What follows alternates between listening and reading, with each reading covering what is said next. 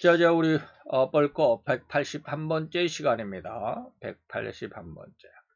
예수님의 그 재림론에 대해서 우리가 지난 시간에 데살로니가전서 4장 17절 한 절을 빼놨습니다. 오늘 이 시간 이 데살로니가전서 4장 17절을 가지고 휴거냐 신천 신지냐라고 하는 것을 한번 살펴보도록 하겠습니다. 우리 같이 데살로니가전서 4장 17절 우리 같이 한 목소리로 봉독합니다. 그 후에 우리 살아남은 자도 저희와 함께 구름 속으로 끌어올려 공중에서 주를 영접하게 하시리니 그리하여 우리가 항상 주와 함께 있으리라. 아멘. 이 말씀이 상당히 그 휴거를 주장하는 그런 구절로 오해되고 있다. 그래서 오늘 이 한 절 말씀을 통해서 이게 바로 휴거를 설명한 거냐 아니면 신천진지를 설명한 거냐라고 하는 부분으로 여러분들에게 한번 여기 단어 몇 개, 한 두세 개 정도를 생각해 보면서 그 내용을 살펴보도록 하겠습니다. 자, 오늘 우리는 조금 문제가 있는 또 성경을 해석하는 해석상의 문제 하나를 짚어보고자 합니다. 곧 여러 문제 중에 하나인 데살로니가전서 4장 17절이 바로 그건데 이 구절을 예수님의 재림 상황을 묘사한 것인가 하는 그런 문제입니다. 지금까지는 단지 데살로니가전서 4장 16절에 이어진 구절이니까 바로 16절 17절 그러니까 말이죠. 그리고 명확하게 4장 16절은 예수 재림의 상황을 설명한 구절이니까 당연히 그에 이어진 4장 17절 역시 예수 재림 상황을 설명한 구절로 해석해버렸죠. 그래서 공중에서 주를 영접한다 라는 이 말로 인해서 이를 휴거의 모습이다 라고 강력하게 주장하고 또 그렇게 해석하고 있죠. 그러나 오늘 우리는 몇 가지 상황 그리고 그 단어를 해석함으로 여기서 쓰여진 단어를 해석함으로 인해서 이 데살로니가전서 4장 17절이 절대 휴거를 설명한 것이라든지 또는 예수 재림을 설명한 구절이라는 착오가 있는 부분을 바로잡고자 한다라는 것입니다. 데살로니가전서 4장 17절은 절대 예수님의 재림 상황을 설명한 구절이 아니다라고 하는 것입니다. 그러면 무슨 뜻이고 무슨 의미가 있는지 또 무엇을 설명한 것인지 한번 살펴보도록 합니다. 다시 말하면 살전 4장 17절은 신천신지를 의미합니다. 또한 영원한 천국, 신천신지 영원한 천국이죠. 영원한 천국으로 입성해가는 바로 그 상황을 설명하는 구절임이라고 우리는 해석을 해야 합니다. 그래서 계시록 21장 1, 2절이 바로 신천신지죠. 이와 같은 상황, 그 모습을 그리는 것입니다. 자, 봅시다. 계시록 21장 1절 2절 보니까 또 내가 새 하늘과 새 땅을 보니까 처음 하늘과 처음 땅이 없어졌고 바다도 다시 있지 않더라. 처음 하늘과 처음 땅, 처음 바다는 뭐예요? 우리가 지금 보고 있는 이 땅, 이 하늘, 이 바다입니다. 우리가 지금 살아가고 있는 이곳입니다. 이 세상이죠. 이 지구죠. 이 지구상을 하나님은 우리를 훈련 도장으로 삼았습니다. 뭐 태권도 도장도 있고 또 뭐 합기도 도장도 있고 그런 도장처럼 우리가 무엇인가 익숙하게 하는 훈련하고 숙련하는 그런 도장이죠. 다시 말하면 천국 백성으로서의 또 하나님을 대하는 믿음, 그 마음, 그 신앙의 훈련 도장, 훈련의 반복, 연습하는 그러한 훈련 도장으로 이 지구가 필요한 것입니다. 자, 그리고 또 내가 보고 있으니까 거룩한 성, 새 하늘, 새 예루살렘이 하나님께로부터 하늘에서 내려오더라 라고 그랬죠. 새하늘과 새 땅은 하늘에서부터 우리에게 주어집니다. 그 예비한 것이 얼마나 아름다운지 신부가 남편을 위하여 단장한 것 같더라 라고 했습니다. 즉 데살로니가전서 4장 16절과 데살로니가전서 4장 17절의 기록간의 기간은 1000년의 기간이 흐른 후의 상황임을 우리는 읽어볼 수 있어야 됩니다. 4장 16절은 예수님의 재림 상황을 설명한 것이고 이어서 4장 17절은 재림하신 예수님의 왕국, 다시 말하면 천년왕국이 끝난 이후 영원한 신천신지를 의미한 설명이기 때문에 그렇죠. 자, 그러면 데살로니가전서 4장 17절, 자, 그 후에 굉장히 중요한 말입니다. 그 후에라는 말 잘 여러분들이 주의해야 됩니다. 우리 살아남은 자도 살아남아 있다. 뭘 살아남아요? 이따가 다 얘기해 드리겠습니다. 저희와 함께 구름 속, 이 저희는 누구요? 16절에 나오는 그들과 함께, 거룩한 성도들과 함께 이 말인가요? 자, 오늘 이 시간 잘 한번 생각해 보도록 하겠습니다. 구름 속으로 끌어올려서 공중에서 주를 영접하시리니 그리하여 우리가 항상 주와 함께 있으리라 해서 오늘 이제 첫 번째 여러분들에게 한번 제시해 드리고자 하는 것이 뭐냐면 빨간색으로 밑줄을 그었던 빨간색 글자와 밑줄을 그은 구름 속으로 구름의 의미가 뭐냐라고 하는 건 먼저 생각을 해볼 것이고요. 두 번째는 이제 그 후라는 말에 대해서 중점적으로 말씀을 드리게 될 것이고요. 세 번째는 살아남아 있는 자들이라고 하는 부분 세 구절을 통해서 4장 17절을 한번 설명해 보도록 하겠습니다. 자, 이 구절은 참으로 엄청난 오해를 불러일으킬만 하고 실제로 일으키고 있는 구절이라 아니할 수 없죠. 거의 신자 대부분이 물론 목회자나 또 설교자들까지라도 예외는 아니겠지만 수없이 많은 해석이 휴거로 해석하는 점이죠. 왜냐하면 구름 속으로 끌어올려서 공중에서 주를 영접한다. 공중에서 이 공중이란 말 때문에 굉장히 오해죠. 그러나 여기서 구름은 이제 여기서 제가 말하는 이제 우리가 중점적으로 지금 논하는 것은 구름이죠. 구름은 절대 우리가 고개를 쳐들고 하늘을 쳐다보면 눈에 보이는 물질적인 그런 구름이 아니다라는 것입니다. 구름 속으로 끌어올렸다라고 하면 우리가 보는 구름 속으로 공중으로 이 앞에서 공중으로 그러니까 공중에는 구름이 있으니까 공중과 구름을 함께 생각하는 그런 경향이 있다라는 것을 우리가 그렇게 해석하고 있는데 거기에 대한 제가 이제 반론을 드리는 겁니다. 그러나 여기서 구름은 절대로 우리가 고개를 쳐들고 하늘을 쳐다보면 눈에 보이는 그런 물질적인 구름이 아니라는 것을 절대로 주의해야 합니다. 즉 성경에서 구름은 하나님의 하나님의 나타날 현입니다. 그래서 하나님이 나타나는 것, 하나님이 임재하는 곳에는 꼭 구름이 있었습니다. 곧 여호와께서 이스라엘 백성에게 율법을 주시기 위해서 시내산에 강림해 있을 때 빽빽한 구름이 있었습니다. 빽빽한 구름이 산 위에 있었고 이게 이제 모세가 40일 동안 시내산에 올라가서 하나님의 십계명을 받은 그런 상황이죠. 그래서 모세가 계시를 받기 위해 시내산에 올라갔을 때 출애굽기 24장 15, 18절에도 역시 있습니다. 여기는 19장이죠. 24장에도 있습니다. 모세가 산에 오르매 구름이 산을 가리었다.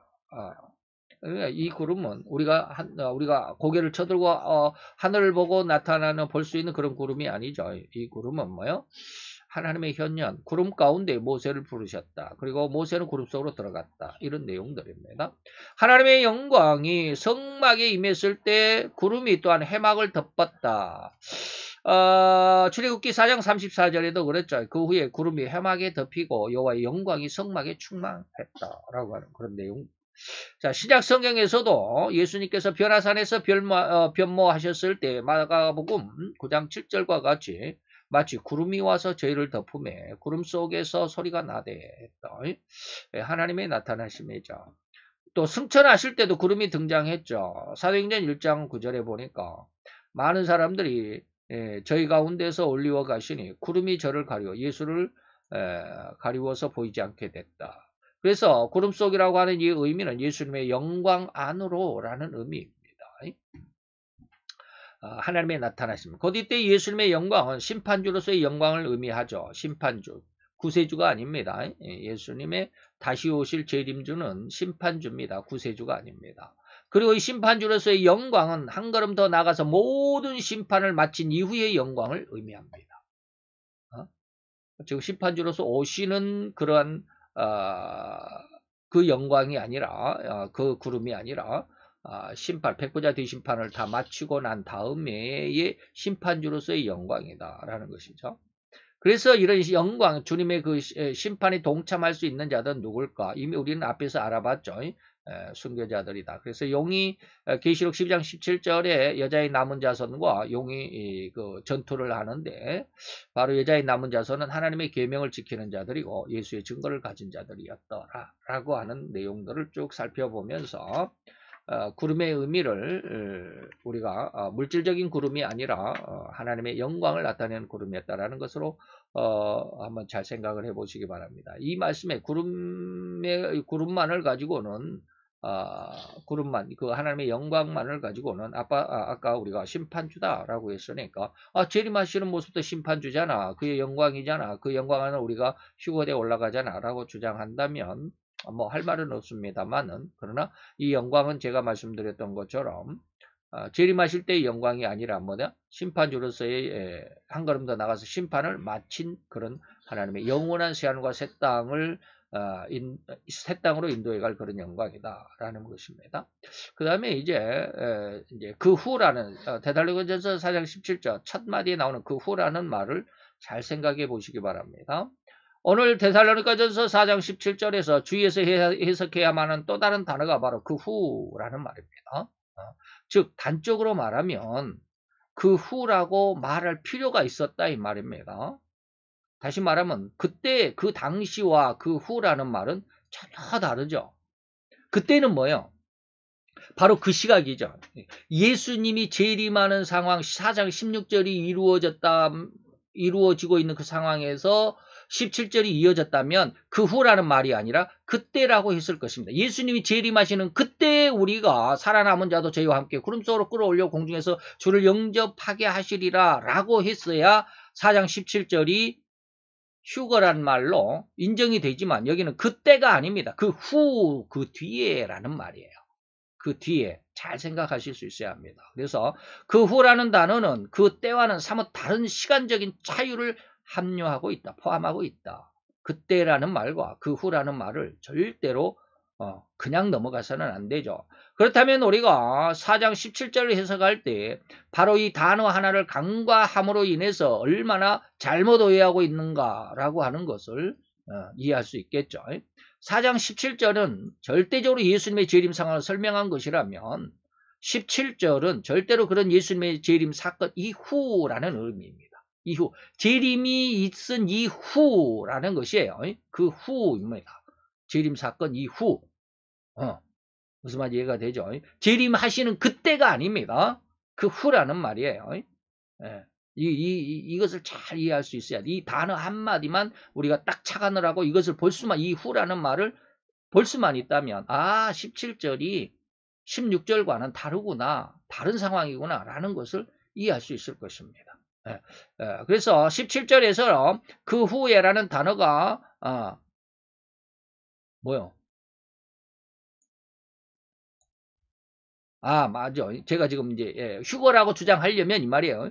즉 4장 17절에서 그 후라는 단어가 아니고 그때라는 단어를 사용했더라면 절대로 4장 17절은 예수님의 재림 상황을 연이어 설명한다라는 해석이 옳을 수밖에 없죠.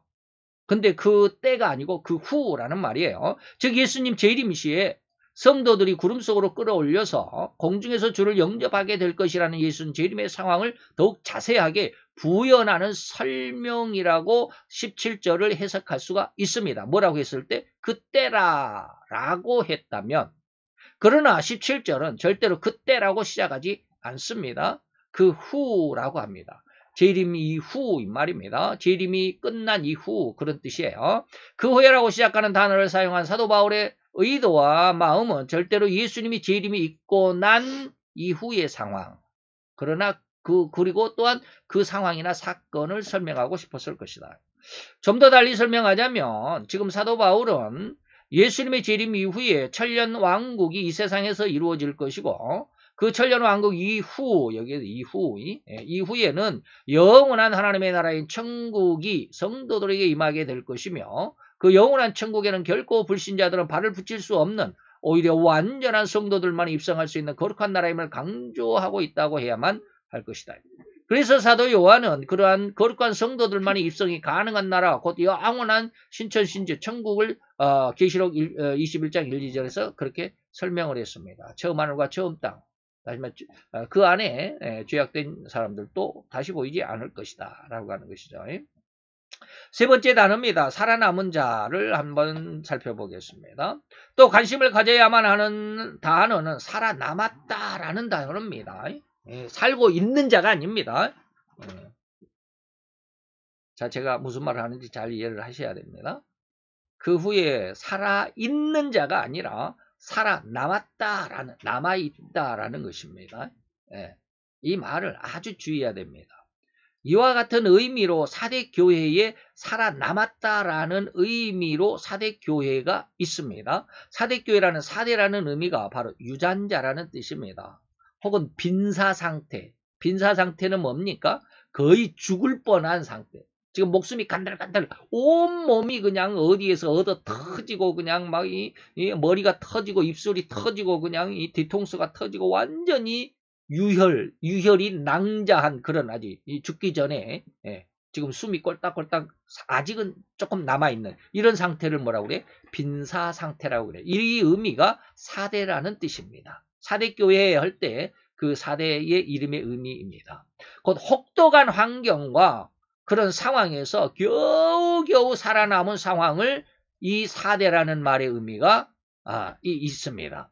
그렇게 살아남은 자의 형상은 이루 형언할 수 없을 정도로 흉측하다고 해도 과언이 아닐 피투성이의 유혈이 낭자한 그런 상황을 살아남았다라고 말하는 겁니다. 오늘 17절에서 살아남은 자라는 의미가 바로 그런 혹독한 환경과 상황에서 겨우 목숨만 살아있을 정도로 엄청난 대환란 속에서도 죽지 않고 혹은 죽임을 당하지 않고 피하여 살아남았다라는 의미를 가진 단어가 살아남은 자다라는 뜻입니다. 살아있는 자가 아닙니다. 예수님이 재림할 때 우리가 다 지금 살아있는 것처럼 살아있는 것이 아니에요.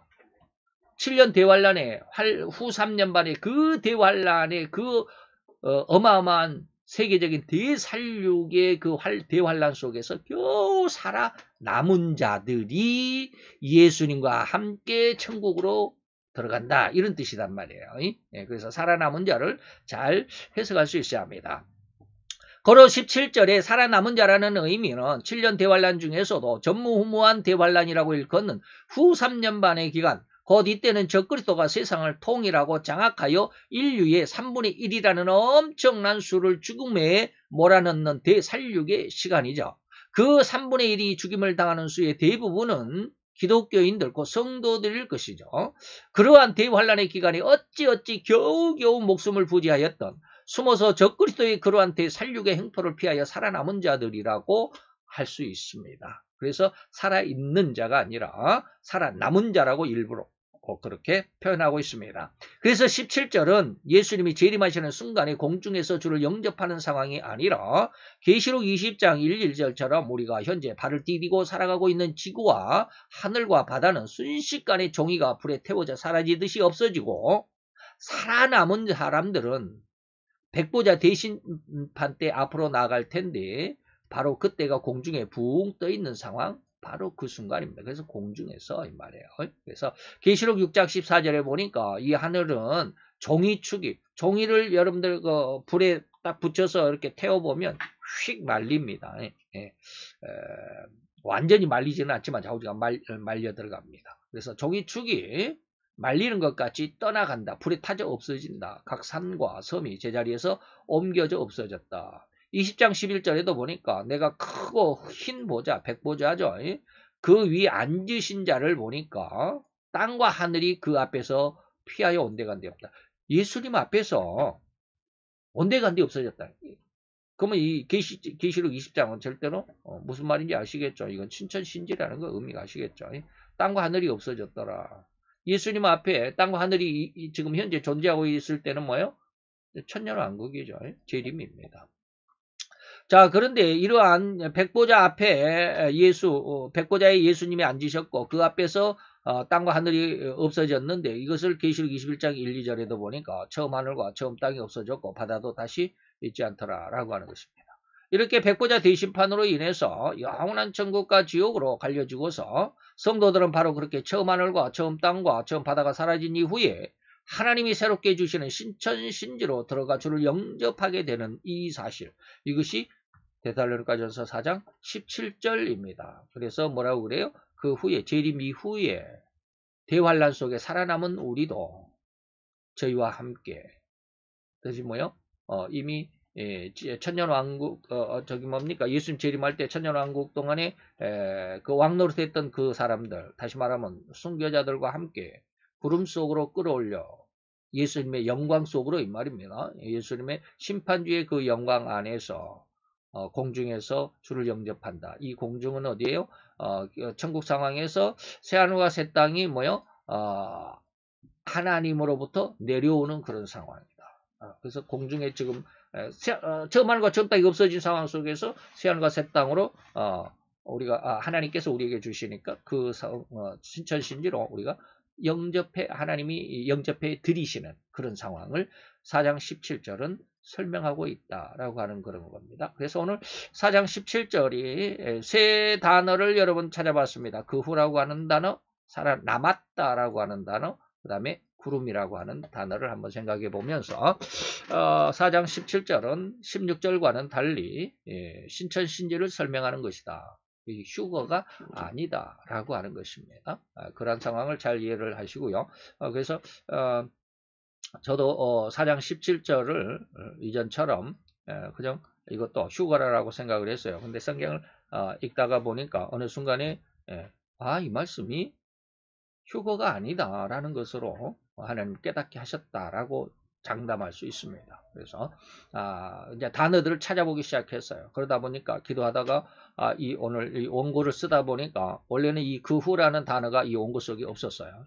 그러다가 원고를 쓰다 보니까 그 후라는 말이 그런 뜻이구나라고 하나님 깨닫게 해주셨다라고 자신 있게 말할 수 있습니다. 그래서 그 후라는 말이 그때라는 그 당시라는 말과 다르구나 라는 것을 그래서 여러분들이 잘 이해를 하실 수 있기를 바랍니다. 자, 그래서 우리가 지금 재림론 원래는 이제 대달것에서 그 루이스 볼콘 목사님도 이것을 재림론 안에 넣어놨기 때문에 4장 17절을 재림 휴거 상황이라고 이렇게 설명하고 계시는 것 같아요. 그러나 저는 좀 달리 해석을 한다라는 말씀을 여러분들과 함께 이 시간 함께 나눠봤습니다. 기도합시다. 할렐루야. 주님, 오늘도 여호와의 귀한 사랑과 그 은혜와 은총을 감사드리나이다. 주의 영광 앞에서 하나님 앞에 아름답고 귀한 하나님의 백성들, 하나님이 선이 온전히 기뻐하실 만큼 아름답고 귀한 성도로서 그러한 신앙으로서 훈련과 연습하고 또한 잘 반복하여 숙련된 자, 하나님을 섬기는 일에 그리고 하나님을 섬기는 그 마음과 그 신앙의 훈련과 연습과 숙련되기를 원하여서 이 세상 가운데 우리로 한 생명, 곧 죄인된 삶을 살도록 하셨던 것임을 우리는 믿나이다. 아버지 하나님, 우리가 이제는 이 죄인된 모습으로 살아가면서 예수에 대한 예수님의 십자가의 그 보혈에 대한 은혜로 인하여 거듭나며 변화받으며 또한 하나님이 온전히 바라시는 진정한 참 명품 성도로서 온전한 참 성도로서 우리의 신앙의 훈련 속에 또한 연습과 반복 속에 숙련됨 속에 하나님을 잘 섬길 수 있는 귀한 믿음의 자녀들로 또한 성장하는 또 하나님의 말씀 속에 훈련받는 귀한 은혜의 시간임을 믿고 감사를 드리나이다. 모든 것 하나님 역사하시고 은혜를 도와줘 주실 것을 믿고 감사를 드리며 예수 그리스도 이름으로 감사와 기도드려 싸움나이다. 아멘.